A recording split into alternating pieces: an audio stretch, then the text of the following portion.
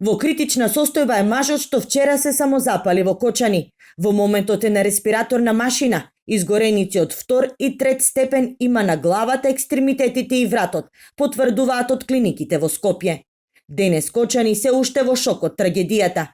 Црните дамки на мермерот се нем сведок за хоророт што се случи вчера, точно напладне во трговскиот центар. Виделе како иде со тубата, се полијал со бензин и се запалил. Та страшно беше, тука кога се дигна црна дима, ако не беа овие со апарати не може да го изгаси.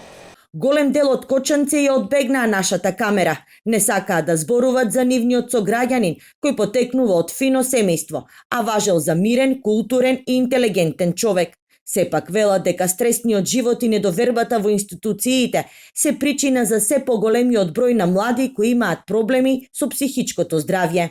Има ги доста, гледам млади деца, одат така, се зборат си сами, што не знам кој треба да преземе, они ги гледат, ама. Денеска дојде времето многу лошо, за младите особено, нешто без работа, немат услови за работа и Досега ова е прв регистриран случај на самозаполување во државата.